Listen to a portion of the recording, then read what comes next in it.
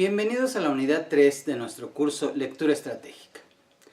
En un texto conceptual, lo importante es que el lector adquiera una perspectiva global de la teoría y no se centre en aspectos particulares.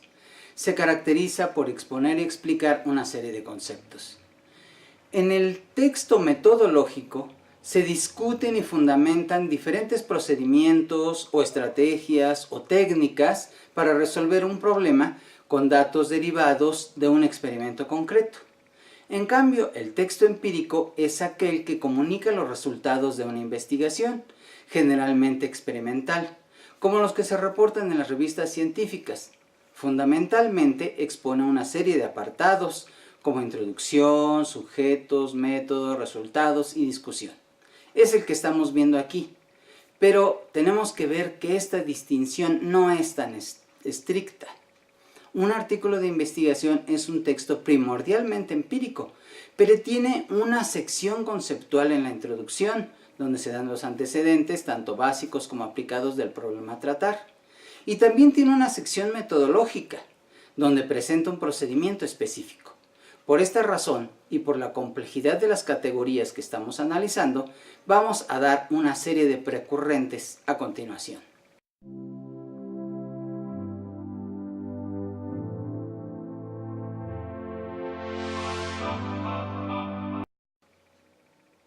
Las preguntas de investigación pueden originarse por la observación de algún hecho cotidiano o de algún problema práctico.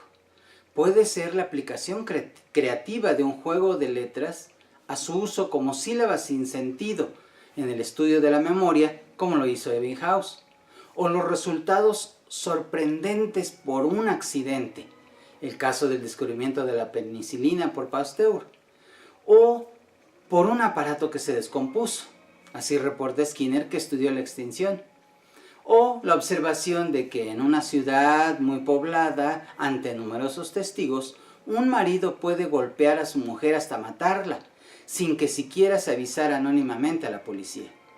Pero otra fuente de preguntas viene de los intentos de apoyar o refutar una teoría. Como hemos visto, la investigación en psicología tiene 4 metas interrelacionadas. Los investigadores esperan tener una completa descripción de la conducta, ser capaces de hacer predicciones acerca del futuro comportamiento y ser capaces de proporcionar explicaciones razonables de esa conducta.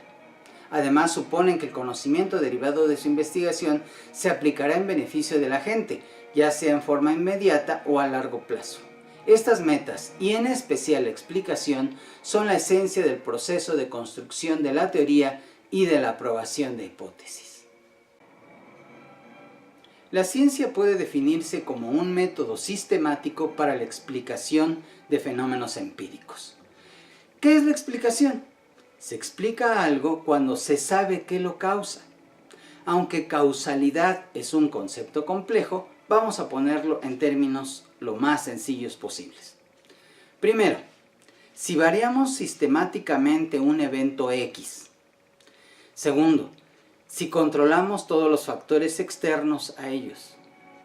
Tercero, si Y ocurre con alguna probabilidad mayor al azar. Y cuarto, las variaciones de Y se pueden predecir de las variaciones de X, entonces decimos que X es la causa de Y. Las explicaciones en psicología también incluyen desarrollo de teorías, sobre todo porque en nuestra disciplina conviven muchas aproximaciones teóricas.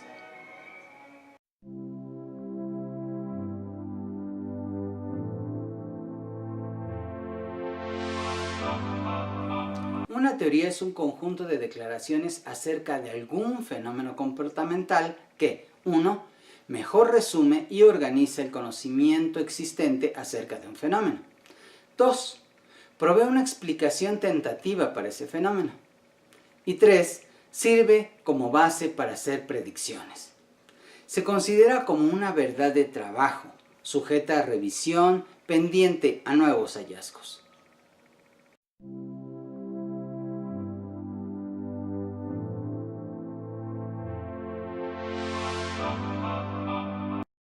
Algunas teorías son más efectivas que otras. Y la historia de la ciencia nos dice que las buenas teorías tienen 3 atributos básicos. La primera y más obvia es la gran cantidad de investigación que producen, un rasgo que claramente se puede aplicar a muchas de las teorías que conocemos. La segunda es su capacidad de falsificación. Como saben, no se prueban hipótesis, se rechazan hipótesis. Por eso hablamos de las hipótesis nulas. ¿Recuerdan eso? Aún con cientos de ejemplos que dan un apoyo inductivo, por ejemplo, 100 aves que vuelan, un solo ejemplo negativo, un kiwi, un pingüino, da al traste la hipótesis de totalidad, de que todas las aves vuelan. Pero hay teorías que no permiten esta forma de trabajo por falsificación. Por ejemplo, la frenología. ¿La recuerdan? La explicación de la personalidad por la forma del cráneo, por un chipotito por aquí o un chipotito por acá, ¿sí? Pero ahí la falta de un rasgo se explica post facto por otros rasgos y no es posible falsificarla. Y la falsificación es una estrategia que permite tomar un fenómeno que puede explicarse de diferentes formas y con una serie de estudios ir desechando una a una las explicaciones enemigas y apoyar la explicación amiga. Podemos agregar un ejemplo típico en la historia del desarrollo de la psicología. Alrededor de 1900, en Berlín, había un matemático que aseguraba que su caballo, llamado Hans, era capaz de resolver problemas aritméticos y que podía mantener a multitudes expectantes como atracción de feria. Si los curiosos pedían que el caballo multiplicara 4 por 4, el entrenador escribía la operación en una pizarra y le daba una señal al caballo. Hans iniciaba a pegar con su pata y al llegar a 16 se detenía. Al explicar el comportamiento de Hans como inteligencia, se hace una declaración antropomórfica que puede ser sometida a falsificación. Una explicación alternativa es que el caballo sigue la instrucción de iniciar a patear. No hay problema con eso. Pero para saber cuándo terminar, puede ser capaz de obtener señales del ambiente que lo rodea. Por ejemplo, del público, que a la cuenta de 16 ostensiblemente aguanta la respiración y guarda un silencio sepulcral. Ahí están las señales. O quizá el propio entrenador, sin darse cuenta siquiera, puede dar señales discretas de cuándo debe Hans dejar de patear. ¿Cómo decidir entre la explicación de que Hans es inteligente o que es capaz de obtener señales? Bueno, vamos a suponer que el caballo puede ver la pizarra donde está la operación, pero el entrenador no. Si el caballo es inteligente, de todas maneras debe responder correctamente, pero si recibe pistas del entrenador, entonces debería de fallar. En realidad se hizo ese experimento y la eficacia del caballo cayó desde casi el 100%, un 98%, a solo un 8%. El tercer atributo de una buena teoría es la parsimonia. Una teoría incluye, idealmente, un mínimo de constructos y suposiciones que son necesarios para explicar y predecir adecuadamente. Pero hay teorías que tienen demasiadas suposiciones básicas para poder explicar comportamientos muy simples, muy sencillos. Por ejemplo, para explicar la conducta del caballo Hans, lo menos parsimonioso es aludir a la inteligencia animal. Lo mismo se puede decir, por ejemplo, explicar la conducta infantil. Podemos aludir a teorías psicoanalíticas con el supuesto del control inconsciente de la conducta, que hace uso de constructos tales como sexualidad infantil, complejo de Edipo, ansiedad a la castración, represión e identificación con el agresor. Hay que comparar esto con las teorías conductuales cuyo supuesto básico es que la conducta es controlada por sus consecuencias y se apoya en el reforzamiento y la extinción para explicar la conducta infantil.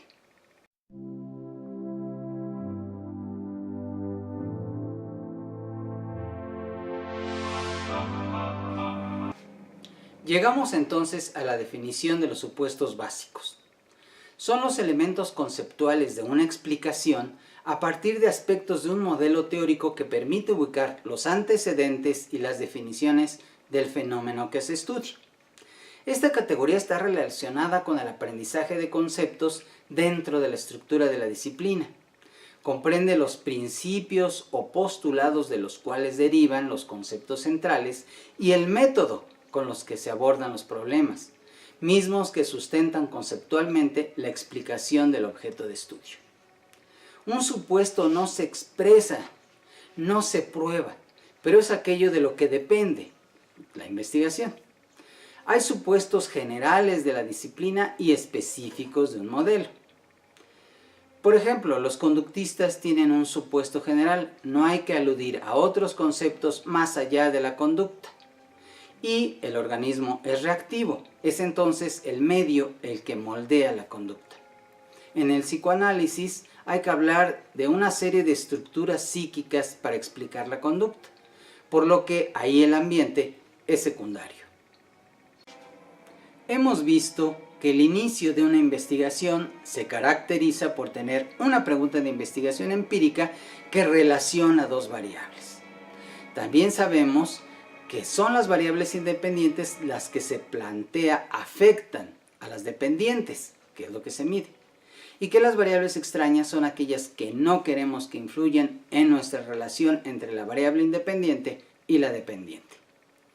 Entonces, las variables dependientes son aquellas que medimos para evaluar los efectos de las manipulaciones que realizamos.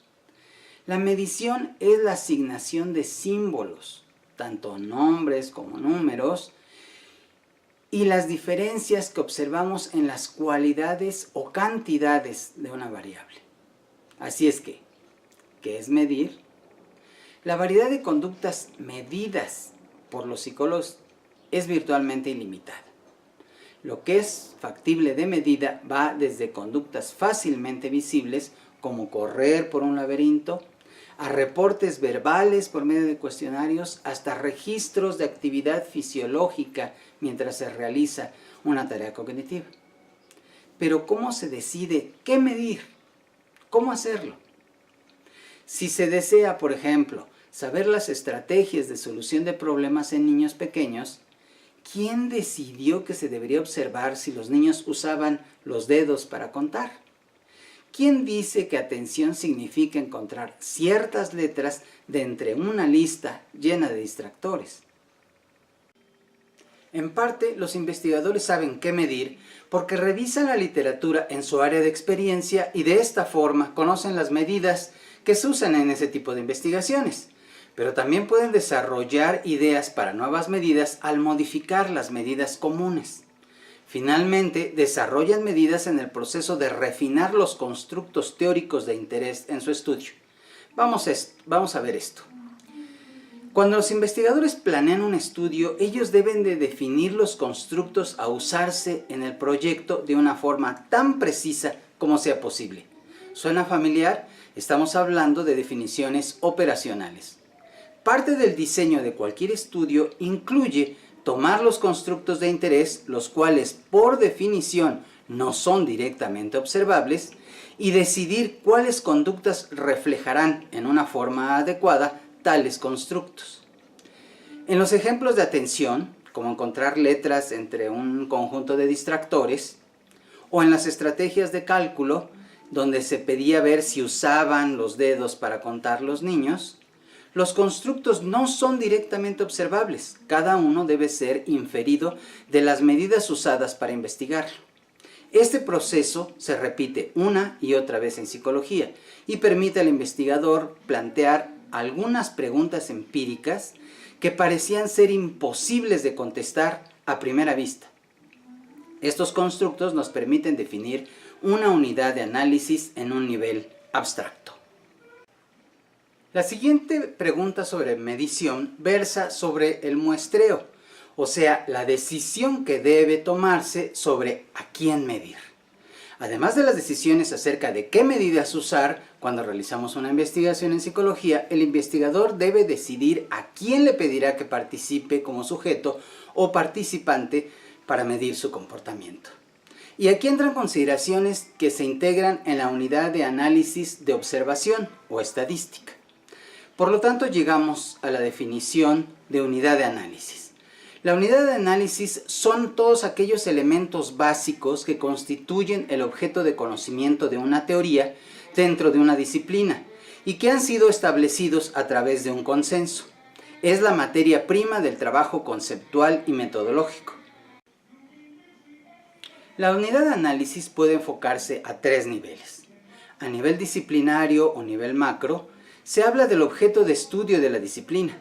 A nivel teórico, se habla de constructos, conceptos de la teoría que se ha determinado cómo se estudiarán y en qué propiedades hay que enfocarse. Así, para el conductismo, la unidad de análisis es la conducta.